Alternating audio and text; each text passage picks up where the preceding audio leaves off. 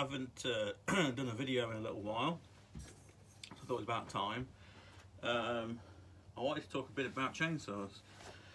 I recently sold my 372 because I wasn't using it quite as much because it's quite a big saw, although I kind of needed one recently, so I had to get another one. But I bought a 550 XP and auto tune and all that. It's all one of the new ones, and they're quite popular, about 50cc.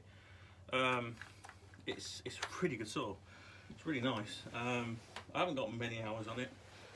Probably about 14 tanks of fuel through it now, so yeah, it's getting there. But I wanted to talk about this one, which I bought, which some people talk a lot of smack about, but it's quite a big saw. It's about a 92cc saw by Pharmatech. So it's basically a clone. You can see the name of it, but it's G660.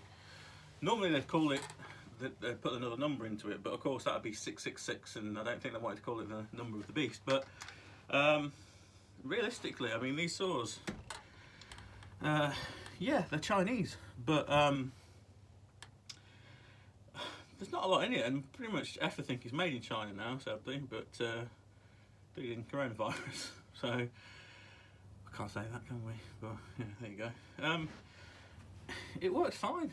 It really does. It runs I put a 28-inch bar on it, so it's quite a big bar, but I needed something big for a couple of jobs I had coming up. I didn't really want to spend, like £1,000 or plus £1,000 on a big saw. So I went for that, and it's done its job. I mean, it's paid for itself now, because it was like 380 quid with the bar. So it's a fraction of the cost, especially of a real one, but you can't get the those ones now. It's the same with the Husqvarnas. They're stopping the 390, 395, 372, 365. They're stopping all that, and they're moving more towards the auto tune. But the new replacement for the 372 was the 572, and that's a really good saw. I mean, you talk to anyone that owns one, they're amazing.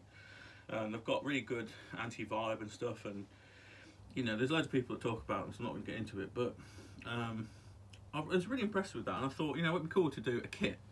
So I'm going to do a kit now, and of a 372, and then make it look just like a 372, and see if people notice the difference. But I don't think they will.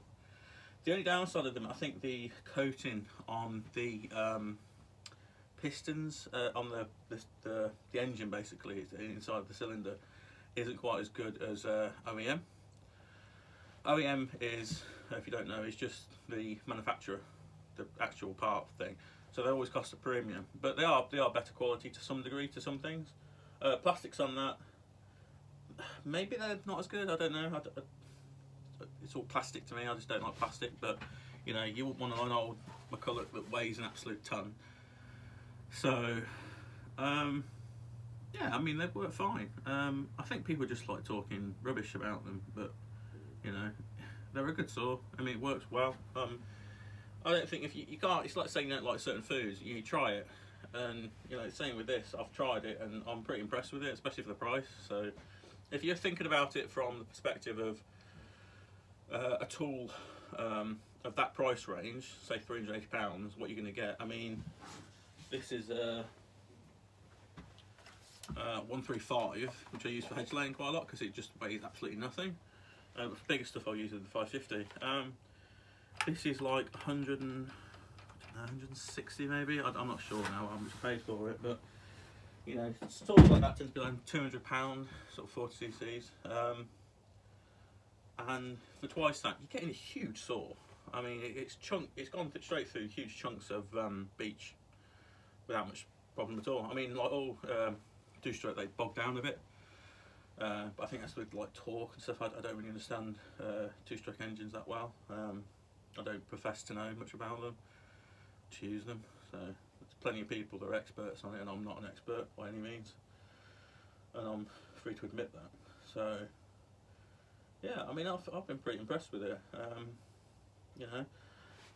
It's like anything, you pay for something like that, and if it blows up, then after it's done its job, it doesn't really matter that much. But it's going all right, and I think eventually I will start messing with them.